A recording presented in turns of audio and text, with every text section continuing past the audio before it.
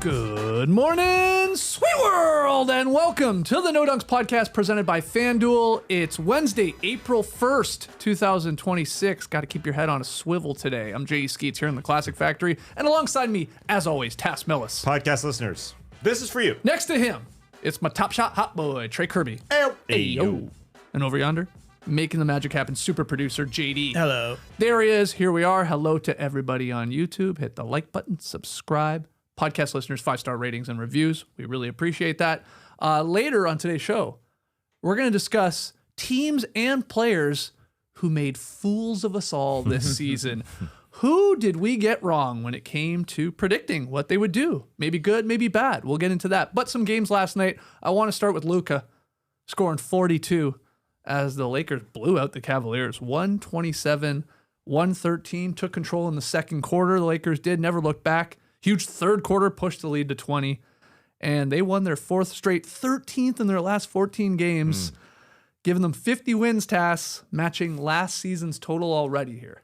It was a disappointing game, I thought. I tuned in for this, watching two teams that I have some hopes for in the playoffs. Sure. Cavs, no resistance at all. Right to start, I thought. Yes, Luka went off. I thought his first opportunity was like a practice shot. He was on the baseline. Jared Allen didn't even go up to him, just off one leg. Oh, you're leaving me that open? Yeah, sure. Austin Reeves missed an opportunity. He got an offensive rebound when James Harden didn't even want to box him out. I just didn't think that they were providing any sort of resistance at all. I mean, on the other end, Jared Allen was doing his thing. I wondered if Evan Mobley was even playing. Did he set a pick in this game? I mean, I don't think he was. Quiet game. Yeah, the big man working together thing, I thought could work with Evan Mobley up top, dropping it to Jared Allen in opportunities when he was on the baseline. You know, with some of those. It did occur in the last few games, but in this one, Mobley wasn't even there. Jared Allen was doing his thing. I mean, he was taking Deandre Ayton from the three-point line all the way to the box, but I just didn't think that this was anything to be all excited about. I mean, James Harden was whispering to Luka for like a full minute during the game, covering his mouth. What up with that? I know I'm doing some body language reading there, but that was just disappointing. Wouldn't be surprising to see James Harden not play all that well in the postseason. I know this is just one game, but this is, I don't know, it wasn't all that fun. While on the other side, the Lakers without Marcus Smart, those guys, the glue guys, whether it's LaRavia or Ayton or Rui or whoever, they were doing their thing in this game. Luka's a bad matchup for everybody, but especially for the Cavs. They just don't have anybody who has a chance against them. Max Strus got the main defensive assignment, and he's just not good enough to stick with Luka. I think like literally the best guy they could have thrown out last night was Naquan Tomlin, and that guy is just new to the NBA. Yeah. So I thought that's bad to start off with. Luka's putting up 33 a game, so he scores on everybody, but also a pretty bad scheme, I thought, by the Cavs.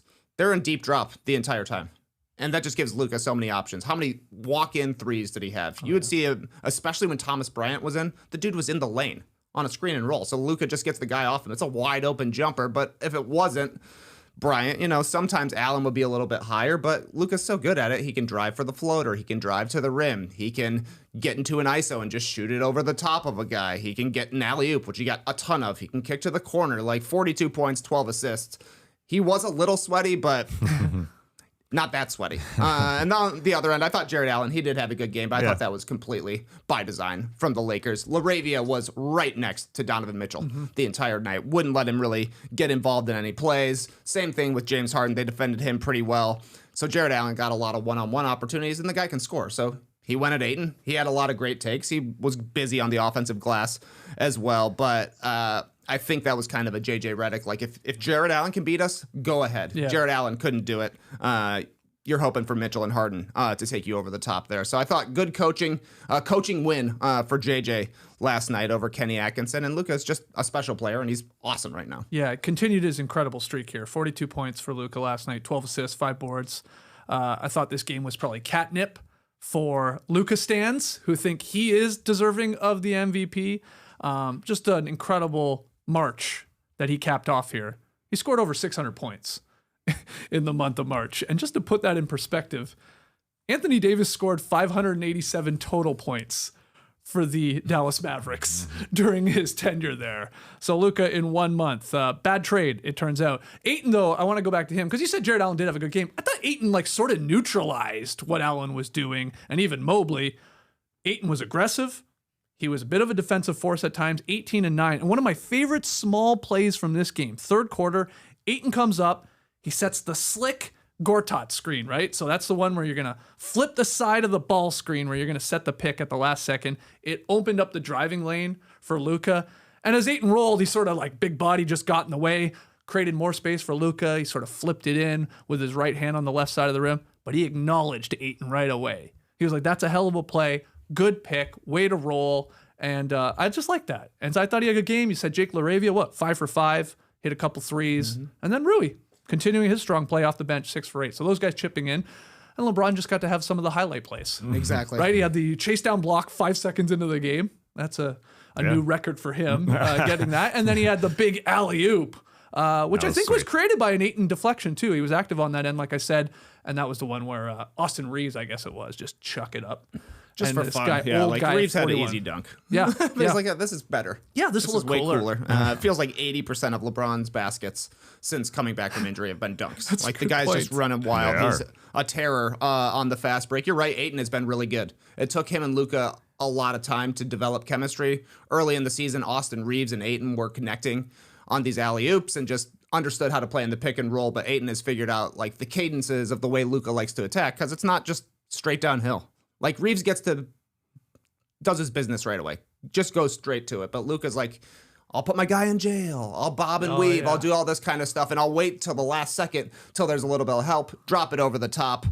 Shout out to Ayton. He bought in. Literally, he gave the interview where, the profile was out on him where he's like, I'm not Clint Capella. And from that moment on, he has been Clint Capella. And it's been great for the Lakers. Also, Rui going to the bench has helped out a lot. It makes more sense for the team. He's killing second units. They're 18 and 8 with him coming off the bench. I think he loses track of what's supposed to be going on a lot of the time, and that really shows when you're starting and playing with the other guys. But when you can go against the second unit, you can dominate, and that's what he's been doing. Yeah, I thought when DeAndre Ayton did talk about post moves, it was about a month ago. I thought, okay, maybe we're going to get that bad part of DeAndre Ayton's season. Nope. He's still kicking it. This still looks like a Dallas Mavericks team to some degree with Luka as your guy and all your working parts. In Ayton, usually Marcus Smart, but now he's out with an ankle injury. We'll see when he comes back. But LaRavia pitching in, Rui pitching in, Jackson Hayes pitching in off the bench. Yep. They are absolutely clicking. I thought a funny Luka moment was when he was guarding Jared Allen in the post, and he wanted to go one-on-one. LaRavia ran over, and while the play is happening, and while Jared Allen is catching the ball, Luka says to LaRavia, hey, man, it's supposed to be just me guarding him. And as that's happening, as he's complaining, Jared Allen just spins around him and scores. But Luka continues to complain to LaRavia, hey, dude, I can guard him one-on-one. So he knows what he's doing. That's the downfalls of a guy who will give you 40, 45, 50 is, he's a little... He just complains a little bit here and there, but who cares? He scores enough and all is good. I think on the other side, though, we'll talk about guys who disappointed and who fooled us, but Evan Mobley's got to get some plays run for him. It's kind of like we used to say about DeAndre Ayton, he's got to get the ball in the post. Evan Mobley's got to get the ball. He just wasn't involved at all in this game. And again, that big-to-big thing, if it's going to work with Cleveland, it has to be Mobley involved and Allen off the ball instead of just going to Allen all the time. So that was poopy to start the game. The entire thing was poopy for the Cavs. What if Jared Allen's just better? Yeah, he's a better passer than Mobley is. Yeah, sure. I think he has like more reliable go-to moves. Well, if you got those two guys on the floor, he just has to be involved. I mean, that's the thing. I don't care if Allen scores more. Yeah, Mobley has to touch the ball. He has to set some picks. And Mobley, they can be interchangeable with Allen on the baseline or whatever. I mean, Mobley just wasn't even there. I don't think you necessarily have to run plays. But is that Mobley's fault or is that sort of the coaching's fault and like your star player's fault? No, it's probably both, right? Yeah. One's got to be, he has to be more aggressive, more demanding, and also maybe you need to implement him more. Yeah. But yeah, not a great performance from the Cavs. My final thought on the Lakers, did you look up Luka's dunk score for his final bucket of the night? Didn't. I was just curious. I forgot to. He was very happy though to get that fast break dunk right at the end. And you could see, he was all alone. Game's sort of over, and he's like, I'm going to dunk this. Okay, well, so he goes up and got the two-hand slam. He did not make the top 5. Yeah, not surprising. Yeah. It was probably one of the lower dunk scores of the season, but hey, still dunked it. All right, let's move on to the Rockets winning over the Knicks Also a pretty dominant performance. Okay, you found it. He got a 23.4. Man. Not his lowest of the season. Really? No, right in Wow. the middle. Right. No, that's his lowest of the season. Oh, yeah, okay. I'd be Sorry. shocked. I sorted by Luka and got some Garzas mixed in with my Doncic's. Yeah. I mean, how many dunks does Luka Doncic even have this year? He's got 4 rated on the dunk scale. Yeah. So you don't get a star rating for those. Basically, a star, gets his points boosted at all. no, Nothing. no, it's pure Wow, that's science. real. Yeah, this is that's real. Back to the Rockets here. I guess similar in a way that it was an ass kicking, really sort of from front to back. The Rockets never trailed in this game. They led by double digits for most of it. And, that was after a monster first quarter. They scored 37, kept the Knicks to something like 21. So they had a great lead and they kept it. Durant scored 27. And it was just overall Tacit, an extremely efficient night. Rockets shot 54% from the field. Really good from 3, 43% from deep, and they barely turned the ball over. And that's how you get to this really impressive victory. And the Rockets, man, got everybody like scratching their heads. We sort of like, they looked good parts of the season. Then they looked like garbage. And then you're like, I don't know. And now they're like, stringing together some quality wins here as we get closer to the postseason. Yeah, the difference, I think, with their starting lineup is they pulled Reed Shepherd to get Tari Eason out there. He didn't want I assume Ime Udoka didn't want Reed Shepherd having to run after Jalen Brunson and get destroyed. He basically on that said side. it was a matchup reason. And it sounds like Reed Shepherd will be back in the starting lineup tonight against the Bucks. And he finished the game. And that was a very, very, very solid game from Reed Shepherd. Getting involved defensively, his hands involved with multiple steals. So you saw that from one side. And the Knicks, off to that slow start, maybe they can come back. Well, these last few games have been all sort of slow starts. They've averaged 97 points over the last 3 games.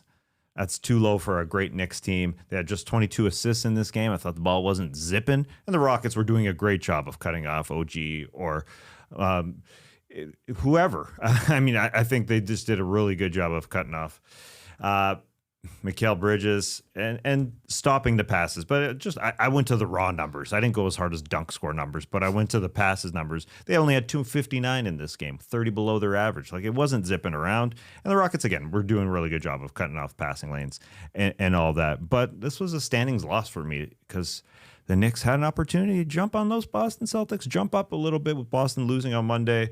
They could have been just 1.5 games back, Boston, for the second seed. They got the tiebreaker right now. They do play them one more time on April 9th. But now they're 2.5 back, and they ain't going to catch them for a second. It just seems unlikely. But Rockets kicked ass. Maybe it was because it was Legend Night in Houston. And legends for the Rockets were there. For the Comets out there, they're getting their new team back next season. It just feel like the energy was good there. The Knicks were just meh. They came back. I shouldn't say they were meh. They came back. Karl looked good. But yeah, not a great effort to start in this game. Yeah, I don't know if this is it more important to talk about the Rockets being great? I thought they were awesome. I thought they looked good last 35 night. assists on 42 makes. Yeah. That's the most assists they've had in a game at all this season. This is the best offensive game I've seen them play maybe the entire year. The ball was really moving. I thought it was interesting that they were cooking so hard. That doesn't make any sense. Just like cooking so hard. I was going to go with You it. should see Jamie Oliver right now. He's cooking so hard. Chopping hard. Ramsey But yeah, style. they were. And I was like, whoa, Reed Shepherd's not out there. I'm noticing this. Reed comes in. Really slow start in the second quarter. And then Reed was completely cooking. He was cooking hard as well. So yeah, this was just great offense, I thought, from the Rockets. Extra passes. You're open in the corner, but there's a guy stunting at you. Guess what? We're getting it to the wing. He's hitting a 3. This was just great ball movement from the Rockets. The most cohesive they've looked easily since the All-Star break, I would say. And then on the flip side, New York was equally as bad. They've lost 3 straight now. Their last good win was early in March. They're squeaking by tanking teams. They haven't beaten a team with a winning record since March 6th. You're wondering, are they going to have a starting lineup change? Because that's something that Mike Brown has hinted at in the past, and they were down big early in this one as well. That was a concern last season. Is the starting lineup the correct mix of players? Does it make sense to have Josh Hart out there? Does it make sense to have Mikal Bridges out there when this guy does absolutely nothing? Games at a time. The Knicks are looking as bad as they did after winning the NBA Cup. They went on their great win streak here in the middle of March, and just the exact same way, they're not giving an effort. They seem like they're just ready for the playoffs to start. Every post-game interview is like, oh, we got to be better. We got to get on track before the playoffs. You got 5 games left. It's a lot of not a lot of time to be trying to figure out how to actually fit together going forward. So I think, I don't know.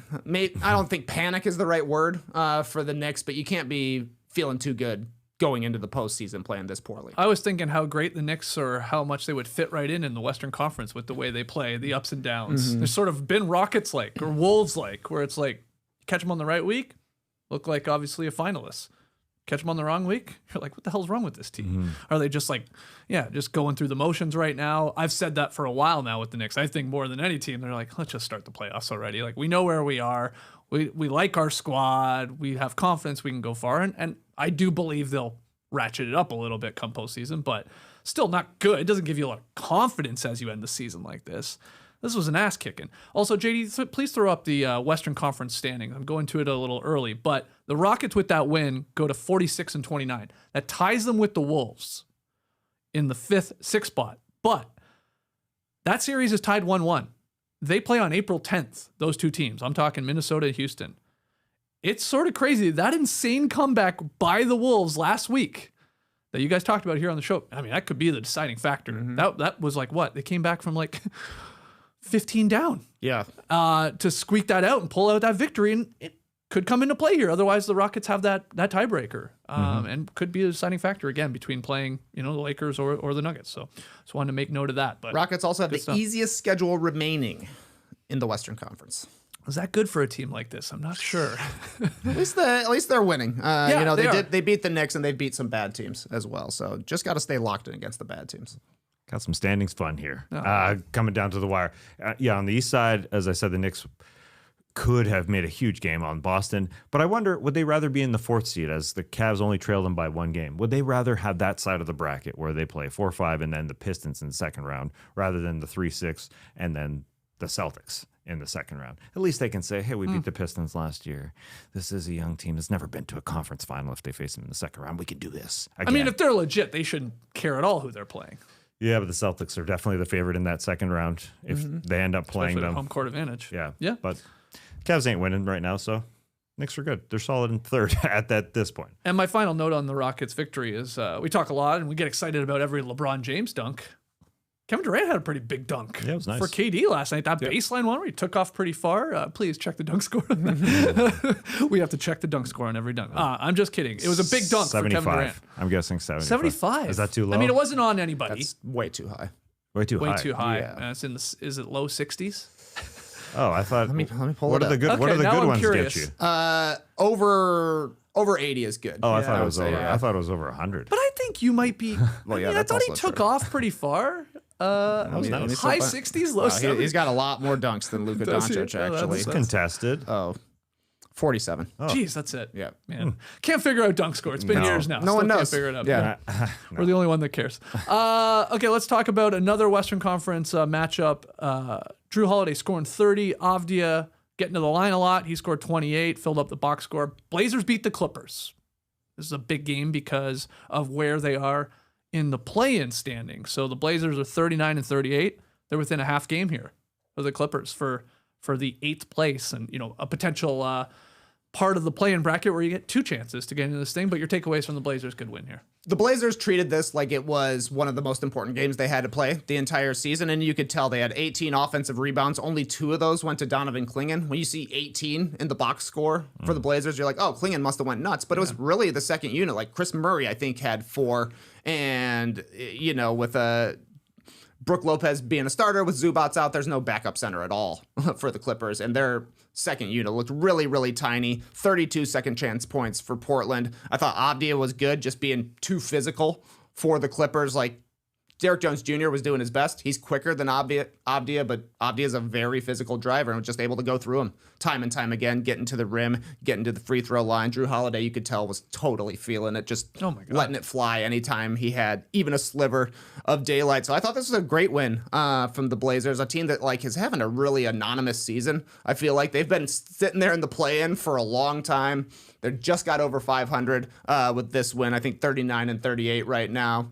I think they're probably having a better season than they did last year. Yeah. But they just don't come up a lot. Like No, none of they the don't. guys that you thought would really pop. Like Shaedon Sharp's kind of just been out there. Like, he just had a normal season. Drew's been Then got really injured. good. Yeah, exactly. Jerami Grant had a better year. He was out last night. Drew, like I said, Avdia's been good. He made the All-Star team, but it just feels like a team that exists. But I thought this was a huge win for the Blazers last night. I think Scoot Henderson playing a little bit better is a nice development here for the Blazers. So the last little stretch, this is good. This is better Scoot at least. Yeah. But your thoughts? And he's been interjected into the Starting starting lineup, lineup, last two games, which right. was very interesting. With no Shaden Sharp out there, they got to make a decision, and he's in there. And the bench that you mentioned was the difference in this game, I thought. You know, like we like to talk in the playoffs. Oh, the bench is always better at home. They went on the road and did a great job outscoring Portland. The rebounds from Chris Murray, that was really, really important. I thought that turned it. And speaking of turn it, if there's a segue to turning it on, it's Drew Holiday turning it on. It's fun to watch him as sort of a lead guard who has to score. With this offense, it's Avdia, and I thought coming into the season, Shaden Sharp would have to be relied on a lot. Then he got injured, and now it's Avdia and Drew Holiday. So he's going to have the green light at all times, and that'll be fun in a play-in game or potentially a playoff series. Yeah, this was one of Drew Holiday's best games of the season. Like, you've got to go back to, well, early in March, he had a game where he hit 8 3-pointers against the Grizzlies. He also played the Jazz awesome all 3 times he's played them. Or I know in 3 games he like lit them up, but that's the Jazz. He played well against the Lakers, but you got to go back to the start of the season for that. This is one of his best games. He was awesome. And you brought up the 18 offensive rebounds, 32 second chance points. That's the Blazers game. I think they're one of the top teams in both those categories in the league. You know, when it comes to second chance points and offensive rebounding. So that's their MO. And I'm with you, TK. They treated this like a sort of a must-win game, almost like a play-in sort of example. What's the word I'm looking for? Preview, trial run, I guess. Yeah. Sure. Experiment. Yeah, like we're going to be having these games, and it's one game to either get into this thing or not. So really impressive stuff there by the Blazers in a weird season. I'm with you. Like, we talked about them a little bit at the beginning because they're like, oh, they're playing okay after the whole Billups scandal and all that. And then it was like crickets. Didn't really talk about them all that much as they just sort of maintained being decent. And 500 is solid for this team. Funny moment at the end of the game, though. Clippers broadcast, which included our guy Bones, Brent Barry. They showed Jerami Grant on the sidelines. Blazers were pumped. This guy wears some unique things. He's, fashion forward. And Brian Seaman, the play-by-play announcer, said, "I've not seen a sweater like that from Jerami Grant." JD, I think you have the photo. And Bones said, "Yeah, looks like he's protecting the drawbridge." This is a ridiculous shirt he's wearing. It's Protecting I mean, It there's looks like he's in drawbridge. Game of Zones. yes, exactly. Yeah. Bones talking about Game of Zones. That's great. Yeah. So funny line from Brent Barry. I mean, I like the fleur-de-lis on it. Oh, yeah, sure. The collar, hoodie. Is that a hoodie? I can't even tell. I think it's a part of the sweater. Yeah, it's a part of the Yeah, it sweater. looks like but I don't know if it has a hood. If it's a hood. I think so. King Louis sort of look to him. He looks bad. You don't like this look, No, eh? that is a bad look. Okay. Yeah. No I like offense the to color man. on him. Yeah. Yeah, the color. I like the color. Okay. He's hot. He looks hot. I mean, I'm It sweating. doesn't look comfortable. He looks hot. But if he gets tired, just lay down on that hood. Other games from last night, we'll chuck them up here on the screen for everybody on YouTube. We had the Magic beating the Suns, the Hornets kicking the Nets' ass, Pistons beating the Raptors, and Bucks beating the Mavericks, I guess, are the games that we didn't talk about. Any other takeaways from those 4? Well, you jumped at the Bucks there. Alex Antetokounmpo played in an NBA game. What? All 4 brothers. All 4 Antetokounmpo brothers have played in an NBA game. Yeah. That's pretty cool. He snuck in there. Was that NBA history? With 4 brothers? I think so. Yes. Oh. Who Well- else could it? Yeah. Who else would it be? I don't know. I mean, There's there isn't. other Barrys, aren't there? Yeah. John, Brent. Did we get a Canyon Scooter. Berry? We didn't get a Canyon Berry in the NBA.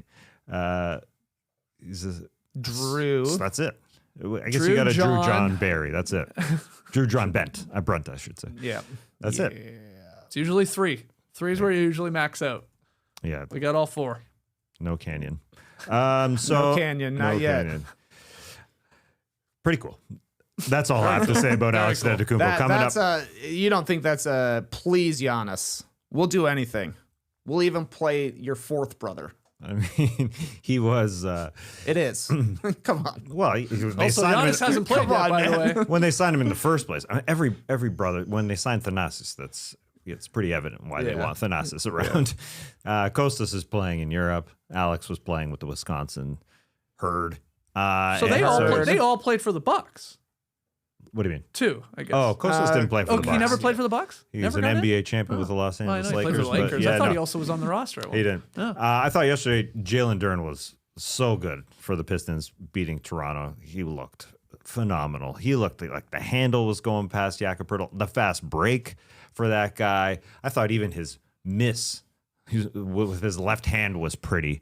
He spun past Jakob. His 12 only of miss, 13 shooting. Yeah. He looked so good. His finishes so good. Team effort was just there to take out the Raps. 60% from the floor, 56% from three.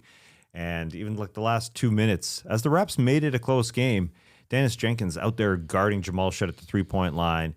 Shed goes by him, but Jenkins is able to recover and block the snot out of him to lead to a Duren bucket. So that's just effort, man. They are peaking at the right time and will start to jump up people's vote picks in the first round slowly here. I know we're waiting for Cade at the same time to see if he returns, but they have been absolutely impressive. Yeah, the Pistons beating the Raptors to clinch their first division title since 2007, 2008. So 18 years since the Pistons have won that Central Division. And I'm with you. Like these last couple of weeks, if you were debating whether or not Jalen Duren was an all-NBA worthy player, I think that he's cemented his status without Cade. He's been really, really solid over this little stretch as they keep winning these games. I think he's a lock to be a top 15 player in the league this year and be voted in there, deservedly so. And then Dennis Jenkins, this guy was a two-way contract guy. Mm-hmm. He had 21 points, 5 assists last night. He's averaging 19 and 7 since replacing Cade Cunningham, who had to leave, obviously, the starting lineup. So as the starting point guard, I mean, that's what a find in this guy. Totally. Yeah. He's good. He's just good. He's that spark. Any other thoughts? Yeah. Dylan Brooks was game? back. Played his first game since February 21st. In the first 90 seconds, he had 2 fouls, a turnover, and a technical. He's back, baby. He is 100% back. 17th tech of the season for Dylan Brooks, so he'll be suspended if he gets another one, which he'll get another one, guaranteed. Welcome back. 45 combined turnovers in this game, 61 combined fouls, 76 combined free throws. Brutal. Disgusting. It was gross. Yeah. And Dylan was bad. I mean, he had 5 fouls with 10 minutes left in the third quarter, and that he shot it over the backboard late in the fourth quarter. I mean, he was A little rusty. that hand that he broke. It ain't 100% if you're shooting it over the backboard. It ain't right. Hall of Fame news. Candace Parker, Let's go. Elena Deladon, Amar'e Stoudemire, Doc Rivers are among those set to be inducted into the Naismith Basketball Hall of Fame class of 2026. We always say this when we get into Hall of Fame news. This is like the 8th time I feel like we've talked about it. Yes. Just the way this news comes out over the calendar year. But it will be official who the inductees are this weekend. I guess Gonzaga coach Mark Few is also expected to be one of them. But WNBA stars, I mean, you got the jersey on, TK. Yeah, You're a huge Candace Parker fan. She's one of the greatest players of all time. I mean, both of them are no-brainers. Like, Oh, yeah. Oh, yeah. they're both former MVPs, both champions. But let's talk a little bit about the NBA angle. The Amar'e Stoudemire being the one, and then even Doc Rivers. Let's just talk about Chicago, because this is 3 big Chicago players going in. Candace Parker won a title with the Sky from Naperville, the GOAT of all WNBA players of all time. Indisputable. Nobody can disagree with me. Elena Deladon won an MVP with the Sky, did win her title with the Mystics. Doc Rivers from Maywood, Proviso East. Oh, Yeah, there you go. that's great. Great stuff. I am surprised, though, that Amar'e Stoudemire made it over Blake Griffin. They have identical cases. Yeah, they do. 6-time All-Star, 5-time All-NBA, Rookie of the Year. Didn't win a title. But Amar'e retired 7 years before Blake Griffin, so I think he gets to go in first. This is good news for Blake Griffin. He's in, for sure. I thought he would be in now, since he's so affiliated with the NBA, being on broadcast and doing work with Prime, all this kind of stuff. But I'm surprised they only chose one of them. I guess just save him. Yeah. Because he will get in. Yeah. I think Amar'e got in because this is his second year of eligibility while it's Blake's first. That's the main thing. I think in between the two of them, and that's the biggest difference. Amar'e is an NBA champion. If he doesn't come off the bench and get suspended in that Western Conference final against San Antonio Spurs. I think they win that thing if he doesn't get suspended. But six-time All-Star, five-time All-NBA. It's hard to keep him out. It's very hard to keep him out, career shortened by injuries if he's not injured or if he doesn't take a step onto the bench or onto the floor, I should say. And David Stern says, you out of here. Then he's got an NBA title, in my opinion. But it is interesting to see how the candidates vote. It would be great if they had transparency and we knew how they all voted so we could get into it a little bit because there's 24 votes. You've got to have 18 to be eligible. So 75% basically of the House Honors Committee, they call them. That'd be nice. But is the NBA one an NBA player here, Amar'e, just because he is the biggest name to be eligible? I guess. Or maybe he's just getting in. Yeah. You know. This one is obviously headlined by the ladies, and deservedly so with these two. But Amar'e's in there, and Doc Rivers. Look, he's fun to clown on right now, and obviously what's gone wrong maybe with the Bucks, and even over his career with the blown 3-1 leads, which he, I guess, is the clubhouse leader for 3-1 leads blown in playoff series. But I mean, this guy has a lot of victories, 1,192 and counting. That's sixth all time. He's 18 wins away from Pat Riley. He's the only coach in the top 10 in victories, not to been inducted yet. He's got a bunch of playoff victories. He's got the title. He'll have went a to good another speech. finals. I think he'll have a good speech. I will say that. I don't think I've ever been looking forward to a speech from a coach at the Hall of Fame induction ceremony, but I think he'll be good. I think he's a talker, and he thanked everybody around him, all the relationships, all the hundreds of texts and that he received. He's that kind of guy, and that's why he's been a coach for so long. He's not getting in for what he did as a player, although he's an all-star once. Yeah. How long did he play? He must have had a long career. He played plus 10 years. Yeah, he did. 12 years. Yeah. 13 years. There you go. I also think Shamiqua Holtzclaw should be in. Okay. Good, not great WNBA career. No title, no MVP, but a 6-time All-Star, 3-time second team All-W, led the league in scoring. But this is the Basketball Hall of Fame. You factor in the college stuff. She was a 3-time NCAA champion, 2-time most outstanding player in the tournament. She was going to be Candace Parker before Candace Parker. So maybe not quite living up to expectations is what keeps her out, but I think she should be in there for sure. And I guess the actual induction is it usually late August, early September, something like that? Yeah. When we actually do this. I think they've been pushing it a little bit later, so it's closer to the... Later. Closer to the NBA season. Maybe I'm wrong. Maybe they pushed it earlier so we could be a 12-month sporting league. Potentially. Yeah, they moved it though. You're right. Though. Who will? Is it a no-brainer that Amar'e will pick Steve Nash to induct him? I would hope so. You would think so. Yeah, I would obviously. think so. They were together 8 years there in Phoenix. Yeah. So why doesn't he get in last year and gets in this year? I mean, who went in last year? Do you remember off the top of your head? Was that Vince and Tracy? No, wait. Vince for sure. Yeah. Can't keep track of these. Melo, right? Melo, yeah. Okay, well then you're getting to your reasons, yeah, I think. But the weird part is you've got 24 people who vote. You have to look at them individually, I think. The weird part is, what's Amar'e's resume? Oh, Vince Carter gets in, so he doesn't get in? It just doesn't really make much sense to me. Melo and Dwight Howard last year. Oh, yeah, Dwight. Okay, Dwight last year. So Vince was the year before? Or yeah, before that? Google 2025. I guess Vince was the year before, I guess. Yeah, Vince was the year before. Vince and Chauncey Billups. Okay. Right. That's an odd one. Yeah. I'm a little shocked by that. Yeah, the question of whether Chauncey will stay in the Hall of Fame has been a question. Right. I forgot about that part. Yeah. That's the more of the question. Yeah. Well, did Vince get put into the Hall of Fame and then retired by the Raptors the following season? That's weird. That's right. He got his jersey retired twice in the same season. Yeah. That's awesome. Yeah. That's weird. Anyway. All right. Well, congratulations to whoever ultimately gets voted into the Hall of Fame. We're going to take a break, and when we come back, some April Fool's Day questions. Right now, new FanDuel customers can get up to $300 back in bonus bets. Here's how it works. Place an NCAA tournament bet using the token. If it doesn't win, you'll get up to $300 back in bonus bets. Simple. Yep. Simple. Just use the token. That's 10 chances to play all tournament long because this lasted for 10 straight days. And we're at the end of that 10 straight days. Getting close, yeah. Oh. Saturday, Monday. You excited? Yeah, you betcha. Is it Saturday, Monday? Yeah. Yeah. Okay. I thought sometimes they move this. No, Monday night's final. always the national championship. Yeah, it's always. usually. Yeah. No, well, it has been for the last 66 years. yeah, forever long. From game props and money lines to spreads, totals, futures, and more, you can even mix things up with same-game parlays for a shot at a bigger payout. However you want to fill out your bracket, FanDuel makes it easy to stay in the action day after day, so visit the FanDuel Sportsbook app today. FanDuel, it is time To dance! To dance! To Bill dance! Dadgummit, it's time to dance! Dadgummit! I didn't get to fishing, by the way.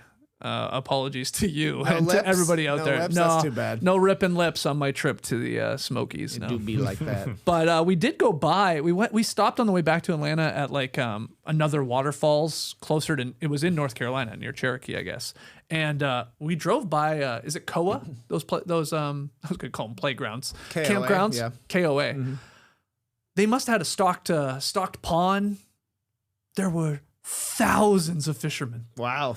It was crazy. I've never seen that many people on one body of water fishing. The KOA Derby, perhaps. Maybe it was. I don't know if that's a thing, but it sounds like a It thing. felt like it. And I was like, oh, I could be ripping lips right there. But I didn't.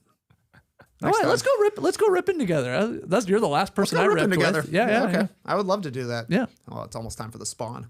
Once the water temps get a little Let's go. higher and the bass start laying their eggs. Hell yeah. Oh, they're trying to protect them, and we're just trying to snatch them off their beds. These fools. That's not a real worm. That's a plastic worm, you fools, you April stupid Fools, fish. gotcha. Gotcha, fish. All right, well, speaking of April Fool's Day, we got a fun new segment called You Fool.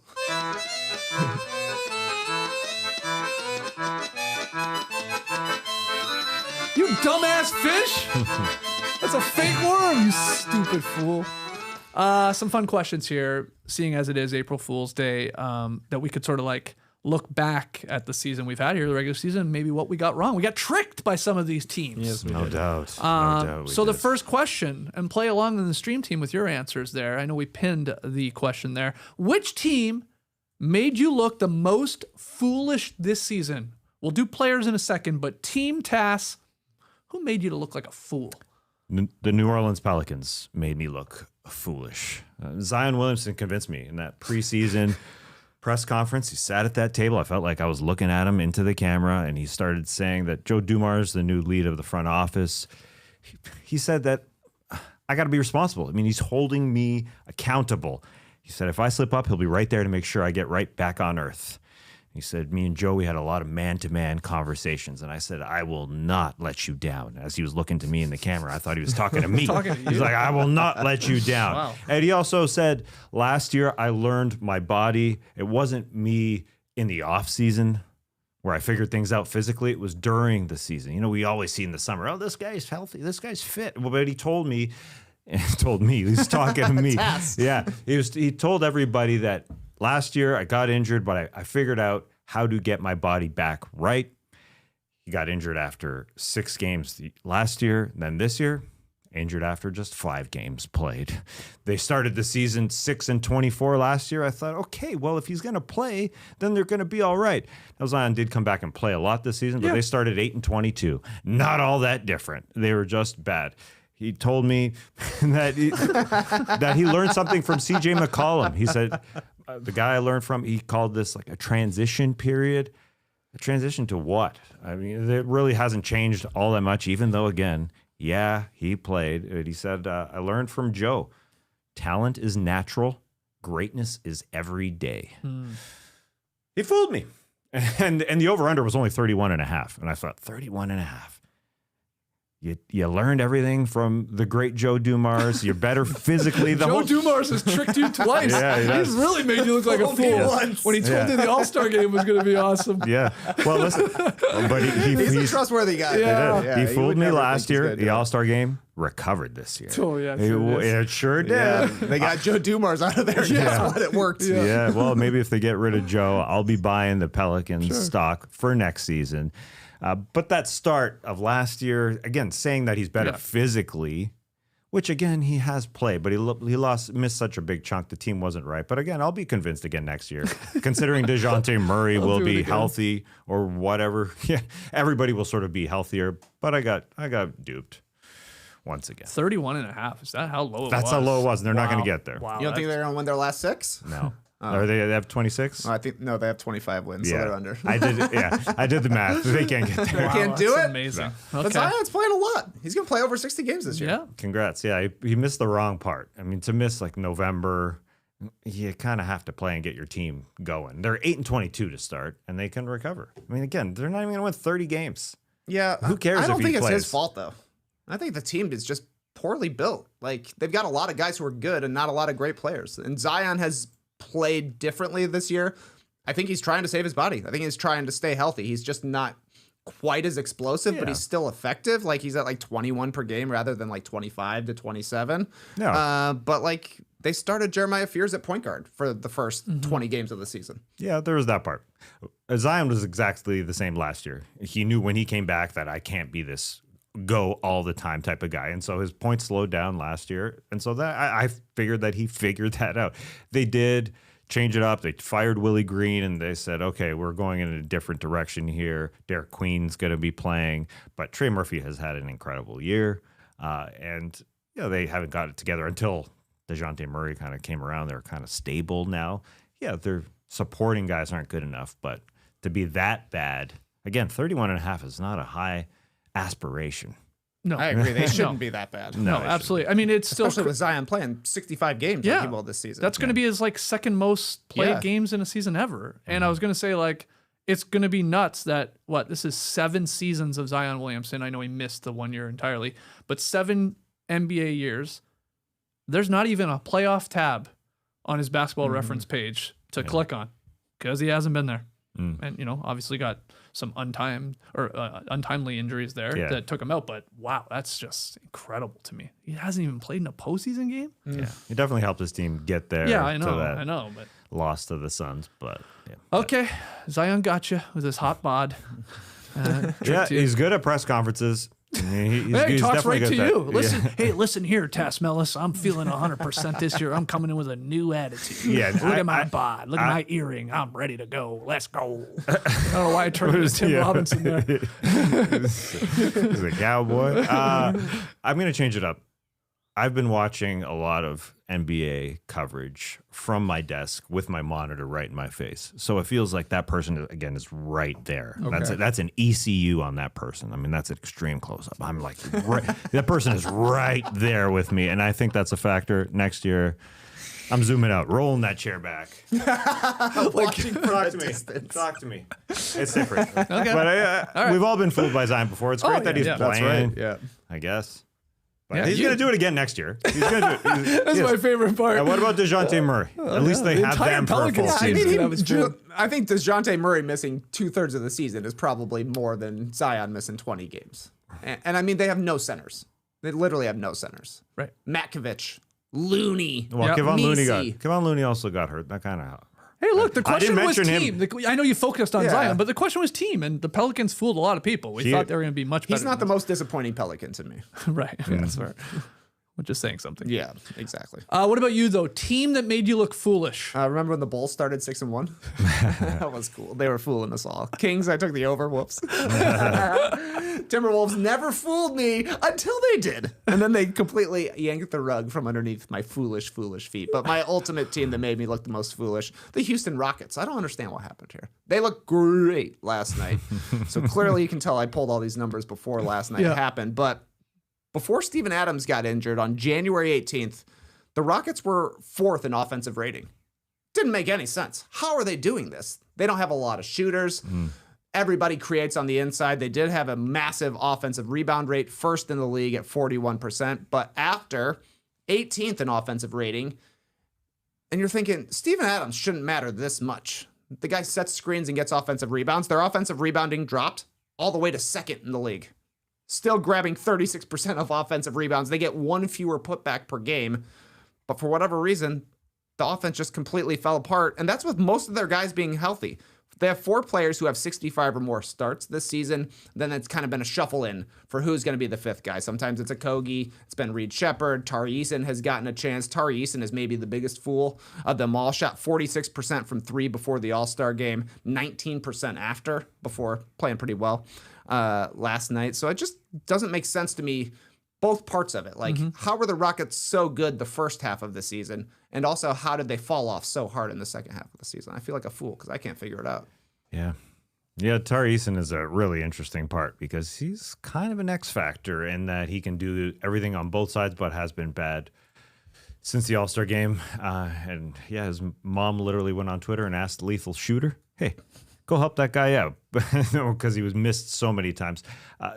The question is, yeah, with the guard position, as we've always said with this team, is Reed Shepherd going to be reliable come off season? Hopefully. And a Rocket player, I feel like we've barely talked about this season, which is weird when like you get to your 4th year and like there's a lot of promise behind you. That's maybe when you blossom as a player, is Jabari Smith Jr. Yeah, big ups and downs. We barely talked about him. And not like he's been bad, but yeah, no real leveling up, I would say. Obviously signed his contract extension. He's been fine, yeah. Which, obviously not hurting the team by any means, but I think some people had higher hopes for this 4th year. It's like one of these guys start to figure things out. But Kevin Durant, while he was on Twitter on that burn account, sure did. We all did. Yeah, who was going to be that guy to really step up? He's been fine. He's definitely been fine. My answer for this, I'm glad you brought up the Kings. I mean, you locked them in on the over. I backed you. I didn't lock them, but I was like, oh yeah, here we go. And the Kings disappointed us, as they always do. So I'll leave that, and I'll go with the team that made me look foolish this season. It's the Orlando Magic. I locked the Magic in to win over 50.5 games. So I thought they were going to be one of these at least top 4, if not top 3 teams in the Eastern Conference. Let me go through the points I was making in the preseason and how they fared. Point 1, guys, the addition of Desmond Bane. This guy's a career 41% three-point shooter. That's going to give the Magic a much-needed boost in perimeter shooting. Because remember, 2 years ago, Orlando finished last in three-pointers made and last in three-point percentage. So that's 24-25. This season, they ranked 24th in three-pointers made and 26th in three-point percentage. Small improvements, yes, but the problem is it's not keeping up with the rest of the league, who across the board just generally got better. So that's rough. Point 2, the formula was simple, was my point. All they got to do is boost the offense while maintaining that lockdown defense, because that's their calling card. They're elite defensively. Well, they fell from 2nd in defensive rating 2 seasons ago all the way to like middle of the pack. I think they bumped up a little bit last night. Let's call it 15th heading into last night's game. I think they're 13th now in defensive rating. They don't, it's so weird. They're like just above average at one thing on the defensive end. It's rebounding. Otherwise, they're not really all that, they're good. They're just average. Whoops. Point 3, the Magic's point guard play. I was talking about Jalen Suggs having a breakout year 2 seasons ago. He was setting career highs in points and rebounds and steals and blocks. And then his season got cut short due to the knee surgery. I said, oh, that's okay. They got Tyus Jones in there. That's a great veteran insurance policy if Suggs goes down. So what happens? Suggs suffers through injuries again. He's going to be closer to 50 games played instead of 65 plus. This guy's 24 years old. You would think he's 34 or 35. Yes, he's banged up. He's always banged up. And then Tyus Jones. Dear Lord, fool me once. Shame on you. Fool me. If you can't get fooled again. Jones played 48 games for the Magic. I don't remember a single thing Tyus Jones did for the Magic this year. He shot under 30% from 3. He chipped in a cool 3 points per game. I thought that was a typo on Basketball Reference. I was like, it can't be that bad. Yeah. And he was traded to the Hornets for Dick All, and he was rerouted to the Mavericks. Dick All's been playing pretty good, though. Yeah. Played a few games for Dallas. He was waived. Look, he's on the Nuggets now. It's whatever. But wrong. Mainly the Suggs part, and he's so important. And then finally, point 4 was I was focusing on Paolo Banchero and Franz Wagner. They were coming off career years.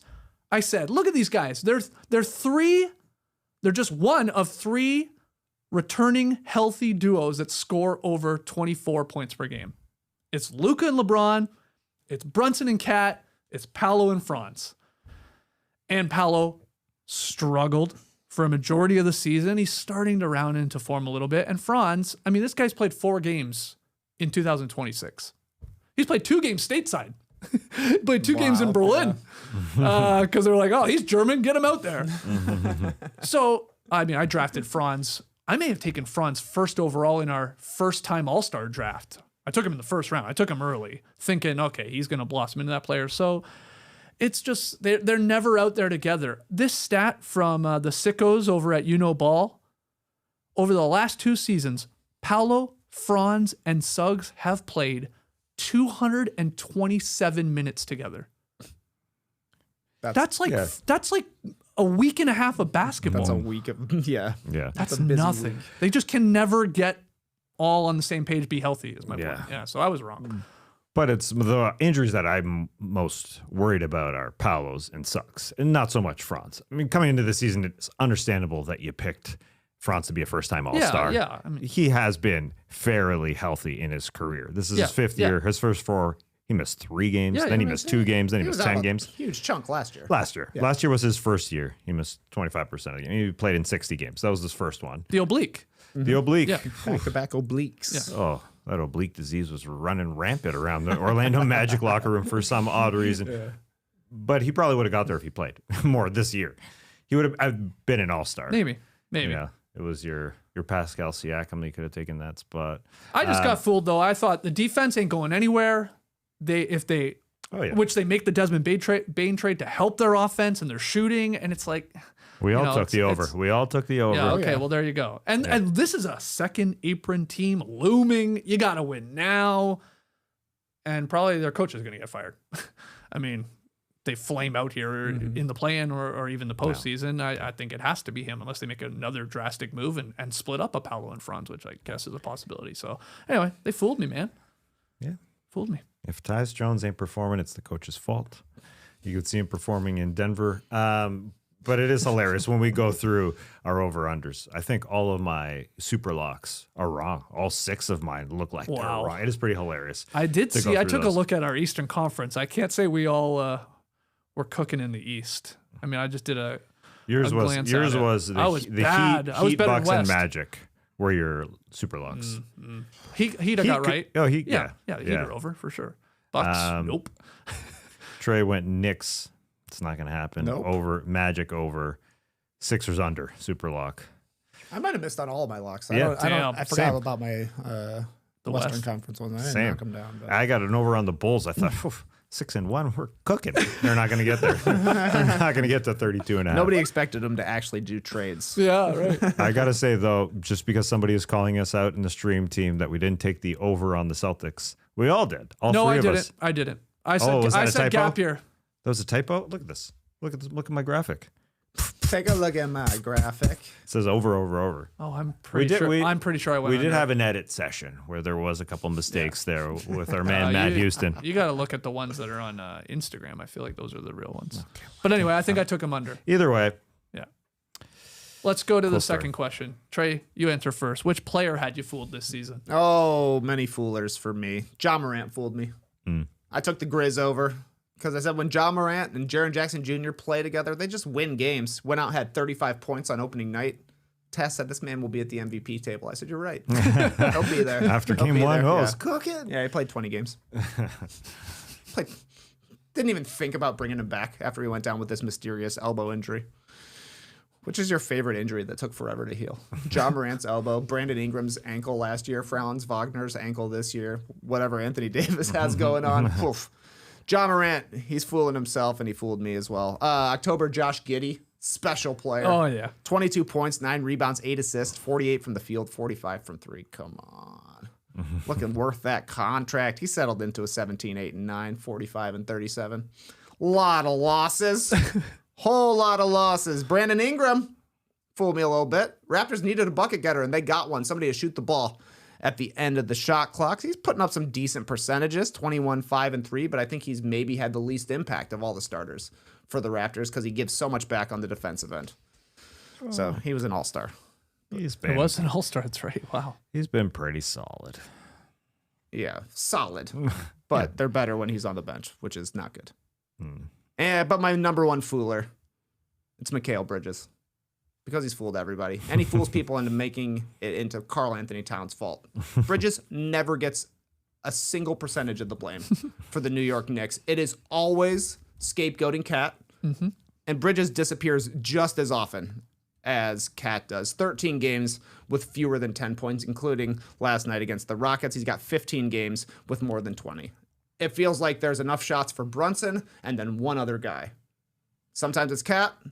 Sometimes it's Bridges, sometimes it's OG, but it's usually not Bridges. I also think that it's kind of an indictment on him that he's not an on-ball defender for the Knicks. Like, this guy was traded to really beef up their defense, and Landry Shamet took his spot as the guy who guards the ball. And I don't know, maybe it's the smile, you know? You don't want to say anything bad about Mikal Bridges because he's got a beautiful smile, and he seems like a gentle guy.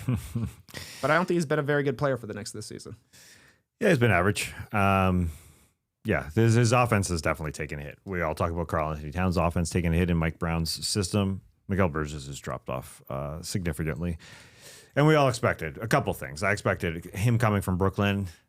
Those attacks from basically the sideline above the break were going to be there, and the defense was going to be there. He hasn't made an all-defense team in a long time. It was 4 full seasons here where he's not going to make one since 21-22. That was a long time ago. Things have gone different. Now he'll come through with some key plays like he did against the Pacers last year in the playoffs. Like, he'll come through. It's just not consistent. It's just not consistent. But if this goes poorly for the Knicks and whatever that means, like second round loss or whatever, like they're going to have to make changes. And the scapegoat's always Cat. Like Always. Brunson's safe, OG probably safe. But if it's not Cat you're moving, then it's got to be Mikal Bridges. But maybe good luck with that. This guy makes a lot of money. Like, it's only going up, right? Like, this year, it's reasonable. It's like 25 million. Then it's up to 33, 36, 39, 42 million player option in the future. 29, 30. Like, it's not an easily tradable contract by any means. And especially considering what they gave up for him is... Yeah, the draft capital, for sure. Yeah. Maybe you get a little bit back, but not even close to what they gave up to get him. So. He's 5th in minutes this season, total minutes. He's taken 88 free throws. Wow. How is that possible? Wow. That's a good one. All fadeaways. Yeah. That's why. Yeah. Doesn't really seek out the contact, does he? Okay, that's a good one. Who do you have as a player that fooled you? Evan Mobley fooled me. I thought he was going to take the next step, considering he won Defensive Player of the Year. He was an all-star. He was an all-NBA player last year. But he wasn't used all that much by Kenny Atkinson. Just not a ton. And I thought, okay, here we go. And last year, in usage percentage, he was 105th in the NBA at 22.6%. So there's room to grow. This year, he's at 22.1 of guys who played 15 or more minutes. So he's 120th in the NBA. It's just gone down. And considering that Darius Garland was going to be out to start the season, I thought this guy is going to have to be relied on. But it wasn't. It was on Donovan Mitchell. It was on Jared Allen, of all people. And there's a reason they traded Darius Garland for James Harden is because they don't think they can rely on Evan Mobley a lot. And so this coming off season is going to be really, really interesting. Whenever they get eliminated from the playoffs, can they go forward with both Mobley and Jared Allen? It's highly unlikely. They were able to get rid of Darius Garland because they saw that they needed something else. They wanted to go for it right here, right now. And going forward, if Jared Allen and Mobley don't succeed in the playoffs, which is probably not going to happen, they got to make a decision, one way or the other. And it was odd. It was odd because Mobley he wasn't even used in clutch time last year, and that has gone up a little bit. But does anybody really rely or think that they can rely on Evan Mobley? Like, when you watch the game, you don't think you can rely on him. There's just so many empty points, possessions. They don't go through him enough. But if he's the 5, it might be different. I mean, they got to decide him and Allen.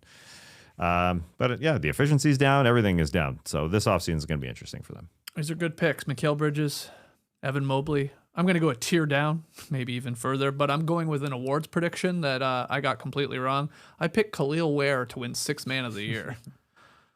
He was coming off the bench in the preseason, and I got fooled, man. I was like, look at this guy. He's averaging like 20 and 11 off the bench. He's hitting threes now. He's like added a little bit of the three-point shot to his game here. Instead, this guy has had one of the most wildly unpredictable seasons because he struggled to carve out a consistent spot in Spoelstra's rotation. I know some Heat fans were very upset with Erik Spoelstra. What are you doing with this guy? Why is he like playing 3 minutes in some games? Are you starting him? Are you not? He's logged fewer than 20 minutes in a game 27 times this season. It's like nothing to do with health, like just like matchups and Spoelstra not trusting him. He has had a lot of games where he gets that first stint, and if Spo does not like what he sees, you don't see a whole lot of Khalil Ware for the rest of the game. But here's a crazy stat. This is by way of the Miami Herald. The Heat are 23-2 this season when Khalil Ware posts a positive plus-minus. So the opposite side of that is when he's in the negative. They have a very bad record, 12-32. He had 2 games where he's been a perfect 0 Nice. in the plus-minus box score. But that sort of jumped out to me. Now, some people make the argument, Spoelstra's, he's doing the tough love approach with Khalil Ware, who's only in his second year here. Like, he's a 21-year-old center. So Spo knows how important he is to the team's success, but he's like trying to keep him accountable. You got to earn these minutes. That's one side. The other side, like I mentioned there, is like, Spoelstra, what are you doing? Like, you're not giving this guy enough room to go out there, grow, make mistakes, and sort of just take your lumps here. I don't know which side you guys fall on. Maybe it's somewhere in the middle. But the truth is the Heat have been outscored when Ware's been out there and Bam has been off the court. So overall, even though like that weird plus minus I gave you, when he plays well or is a positive, they win. And otherwise, when he's out there with Bam or without Bam, they're getting outscored like by 4.4 points per 100 possessions. So, and just a weird season. I thought maybe this guy would be one of the rare bigs to win a 6th man of the year, but instead it's been up and down. Yeah, I think he's Christian Wood. Like, super talented. The highlights are amazing. Like, he looks great, but just like on a game-to-game, possession basis, he's not always locked in. I agree. And I think that's part of the reason Spoelstra has a short leash with him. Yeah. So can he get consistency? Maybe. He's only 21. Like, he's got a lot of time going forward. But at this point, he just doesn't scream like literally Heat culture to me, where he's going to be giving you exactly what you need at exactly every moment of the game. Yeah.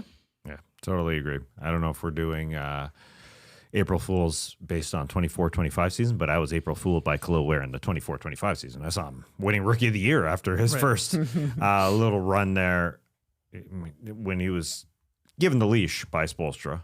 He was just, hey, it's yours. Go start. And now coming off the bench, you'd expect him maybe to be driven. But the defense isn't all there. No, and it should be. Because he's Khalil Ware. It should be. Like, you look at him, you catch him on the right night, you're like, damn, this guy's like, this is what the future of that position looks like, right? A 7-footer that should be able to like, or is athletic and give you some defensive force, and then can even like step outside and hit a shot from deep. Like, again, it's not a bad looking 3-point shot, but yeah, Spo, again, I think it's this tough love thing, and you don't want to hear a Christian Wood comparison. It's like some people have compared it to even Hassan Whiteside. It's like Similar as well. You got to lock in, my man. Anyway, I was convinced. I was fooled. And he's young, and maybe that'll turn out to be maybe that'll be right down the line. Maybe there's their 6th man of the year in him. Hopefully not. Hopefully he's starting, obviously, as his career goes on. Final question here. What's your favorite April Fool's Day prank? Now, this can be personal. This can be just a sort of more of a classic answer, or it can be NBA adjacent if you have one of those too. Yeah, I'll go personal. Okay. What I pulled on my kids today.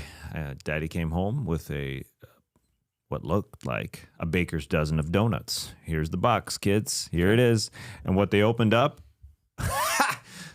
carrots, apples, strawberries. Damn. Strawberries, that's pretty good. That's nice. Yeah, you eat a strawberry, Carrots, kid. yeah.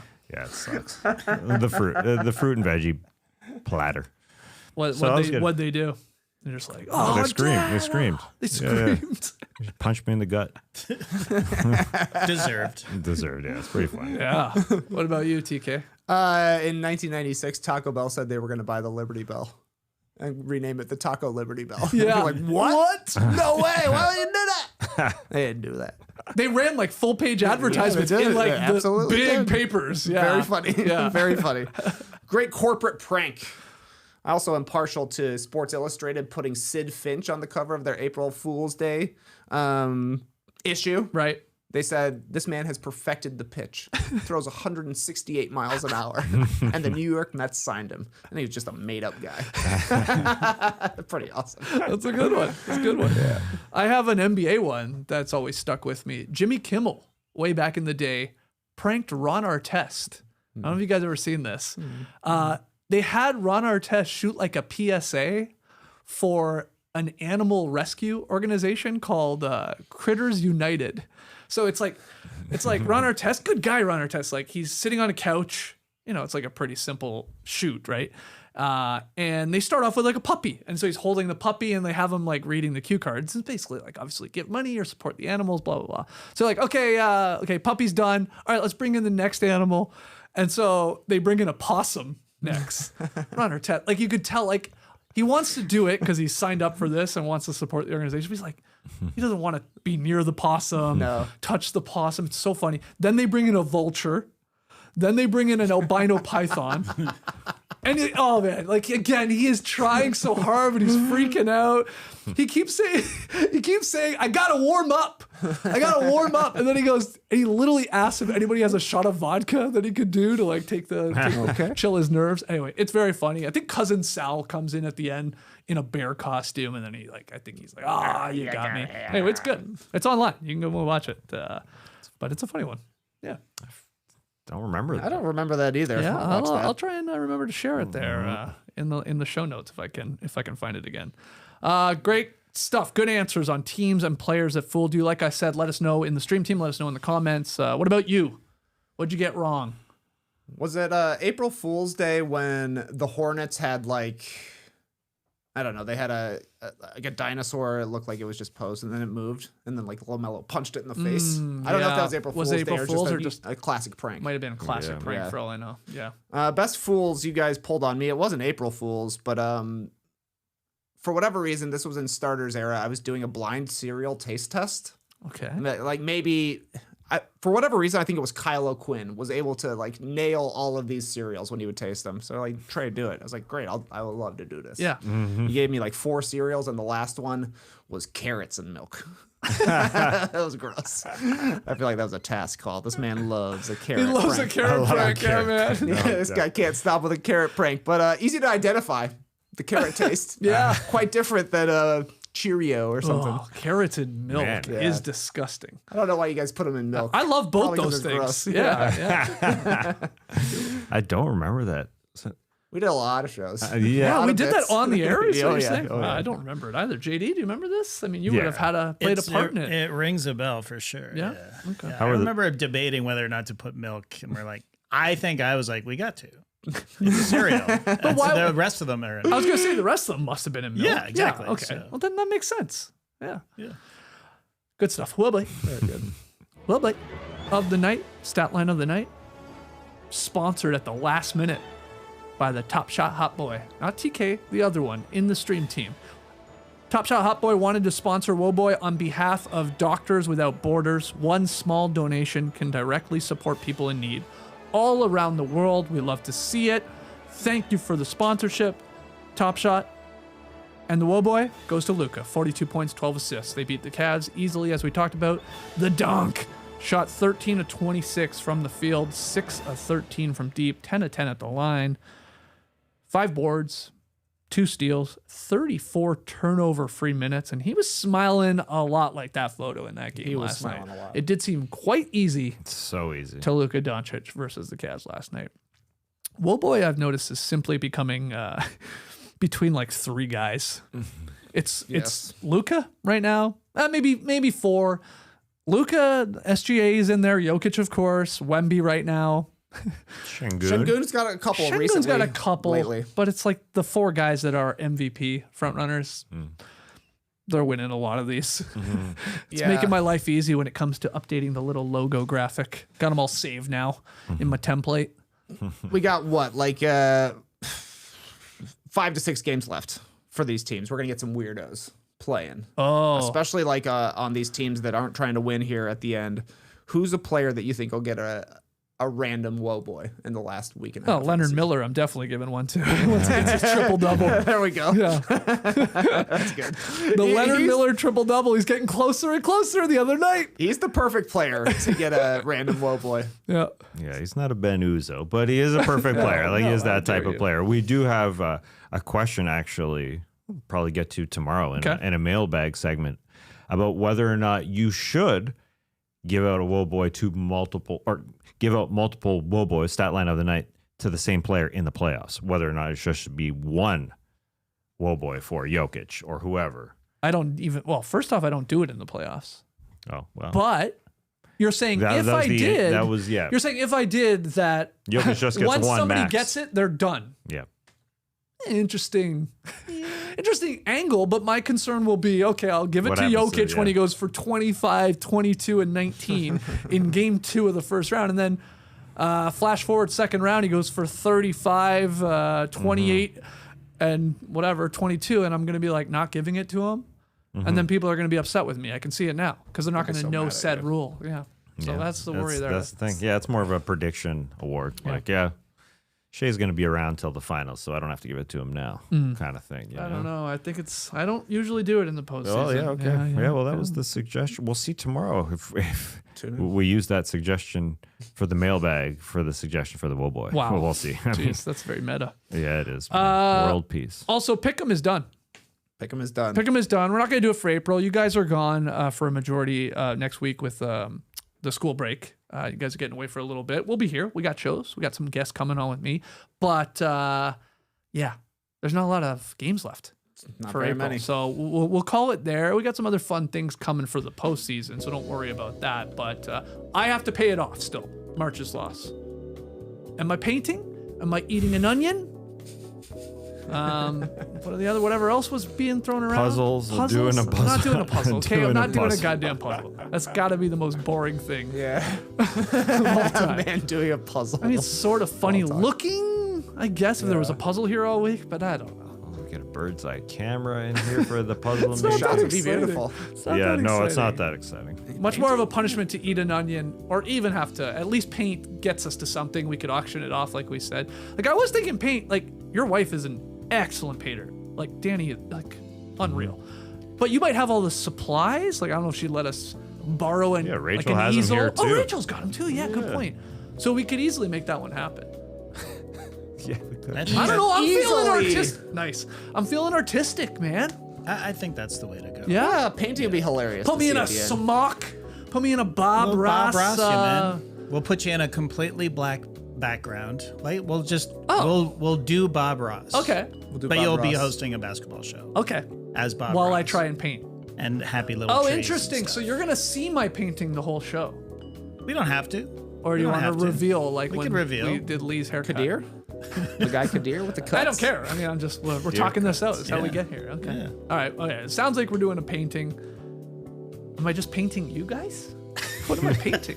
We got to think. We got a lot of things to consider here. Yeah. All right. How to set I it got up to talk to and Rachel and Danny. I got stuff. some tips there, man. Holy crap! I am. You gonna do acrylics or oils? I don't know what's more of a punishment. Watercolor is probably the hardest. Watercolors. yeah. Jesus. Okay, Georgia O'Keeffe. Imagine it just turns out I'm an incredible painter. Yeah, it's just been holding you back this entire time. You didn't know. Yeah. I just quit the show that day. Oh, he's got a gift. All right, so maybe painting, but we're still open to last minute suggestions for a pick 'em payoff. Thanks for joining us. Really appreciate it. Everybody on YouTube, all you podcast listeners, back tomorrow on Thursday. Hope to see you at 10 a.m. Eastern. Until then, Clipper Bros. You heard it here first. Have a great time. Turn up. Love you guys. Awesome. Thanks for joining us. And remember, Danielle, I hope you were listening. I saved the transport of all your paint materials to the studio. I saved you. You don't have to. Saved You, just transfer them all to Rachel. You're saying she wouldn't want She me to wouldn't use want her? that. No, Why? What am I gonna do? Those are her babies. Oh, okay. She doesn't have a backup. Like I thought she'd probably have like a crappier older version or something. Oh yeah, she probably does. But those, I can't touch those No, you're either. right. I forgot Rachel had an easel. I forgot Rachel also dabbled in the paint game. But now she's like a full-time podcaster, so she has probably no time for painting. Yeah. No time. She paints the picture with her voice, just like we do every day for you audio listeners. Embrace the day, people.